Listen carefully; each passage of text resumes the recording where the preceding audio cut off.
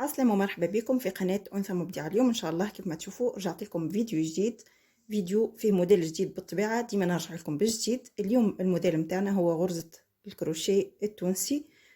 طريقة سهلة وبسيطة، وكيف ما تلاحظوا غرزة مزيانة على الآخر وياسر راقية. هذه تنجموا تستعملوها، الغرزة هذه تنجموا تستعملوها في أي موديل تحبوا عليه.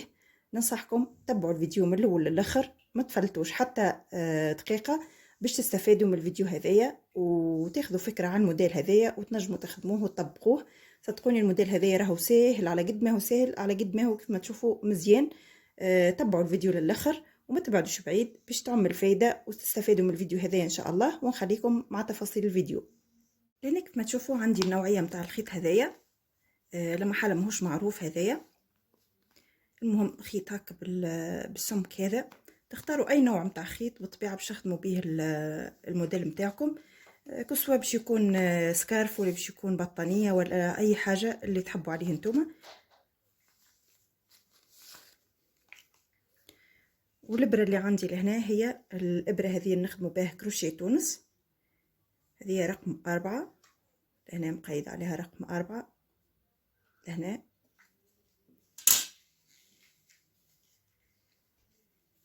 باش نخدموا مجموعه من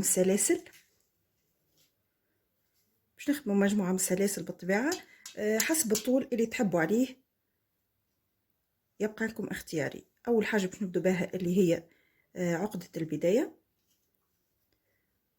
وباش نخدموا كيف ما تعرفوا مجموعه من السلاسل على حسب الطول اللي مرغوب فيه يعني. بسم الله، نبدو على بركه الله. 1 2 3 4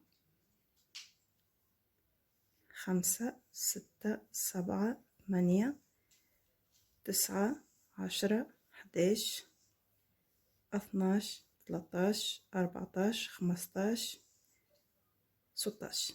خدمت لهنا 16 غرزة سلسلة. لهنا الموديل متاعنا هو كروشيه تونس. نخلو الغرزة هذه الأولانية هذه، ندخلوا في الغرزة اللي من بعدها ونسحبوا الخيط،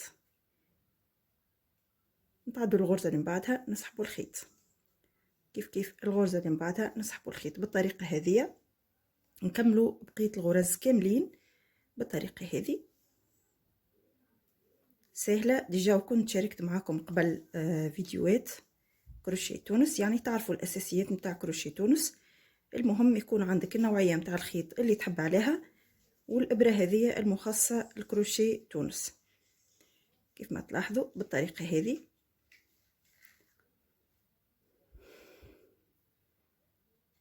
وصلنا لآخر السطر. كيف ما تلاحظوا وصلنا لآخر غرزة. لهنا هذه مجموعة الغرز اللي خدمناها. لهنا باش نبدو نسكروا الغرز متاعنا. نلف الخيط على الإبرة ونسحب من غرزة واحدة كيف ما تلاحظوا. من بعد نلف الخيط على الإبرة ونسحب من غرزتين، كل غرزتين مع بعضهم بالطريقة هذه. كيف ما تشوفوا بالطريقة هذه كل غرزتين مع بعضهم. نلف الخيط على الإبرة ونسحب من غرزتين، نلف الخيط على الإبرة ونسحب من غرزتين، نلف الخيط على الإبرة ونسحب من غرزتين بالطريقة هذه. كيف ما تلاحظوا سهلة، راهي الخدمة سهلة، فقط يكون عندكم النوعية هذه متاع الإبرة.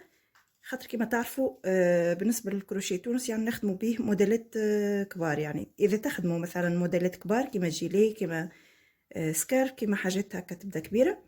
كيف ما تلاحظوا هذا السطر الأول متاعنا تاع غرزة الكروشيه التونسي وإلا الكروشيه التونسي. المهم لهنا تو باش نبداو الموديل متاعنا كيفاش باش نخدمو. هنا قربت لكم الكاميرا باهي.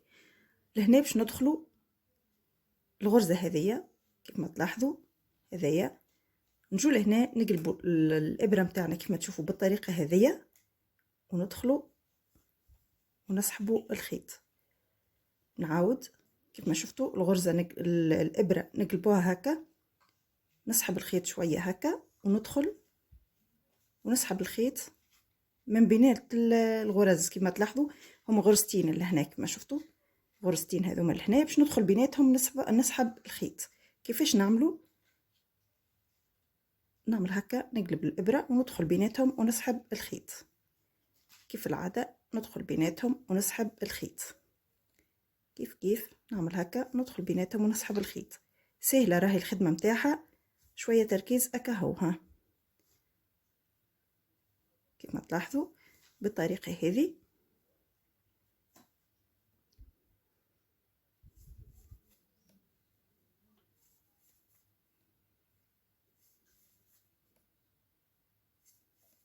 يعني نفس الغرزة هي بيتها باش نبقوا نعاودوها في كل سطر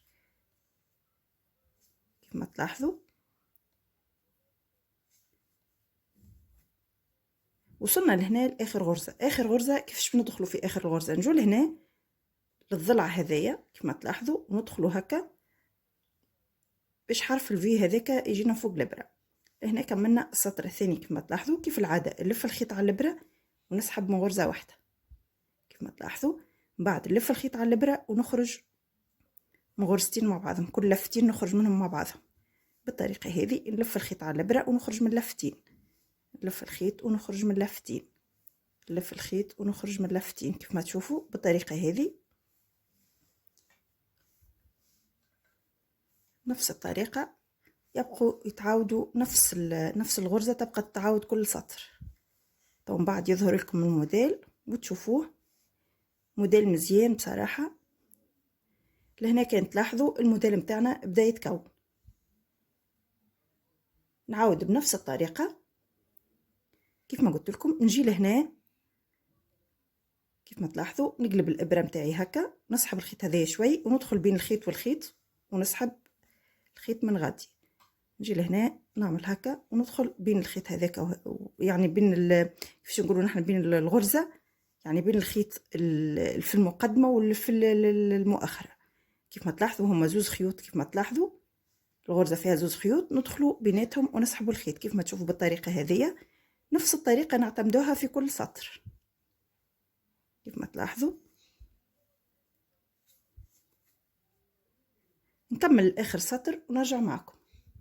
كيف ما شفتوا لهنا وصلت لاخر السطر. كيف العادة ندخل في الغرزة هذه هكا ونسحب الخيط، نلف الخيط ونخرج من لفة، وبعد نلف الخيط على الابرة ونخرج كل لفتين مع بعضهم بالطريقة هذه كيف ما تلاحظوا.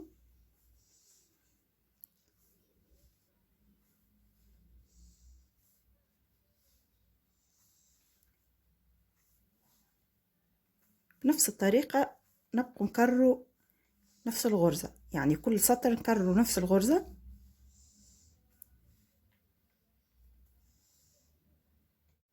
لأن كيف ما تلاحظوا الموديل متاعنا بدا يتكون كيف ما تشوفوا. هذا الموديل متاعنا ان شاء الله يكون واضح.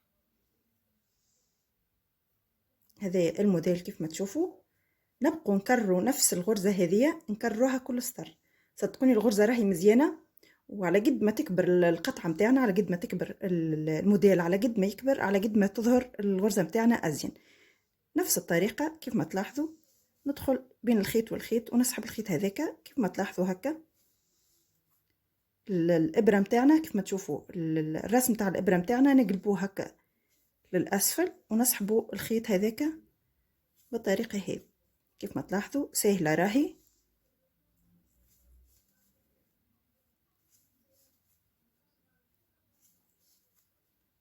كيف ما شفتوا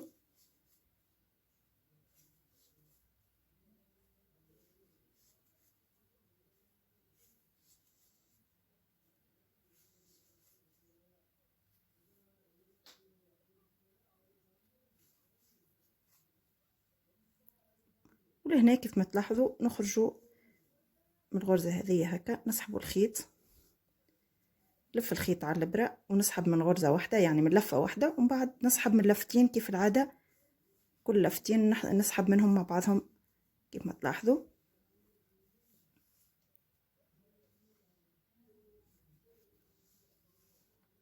بنفس الطريقة نبقى نكرروا الخدمة كل سطر.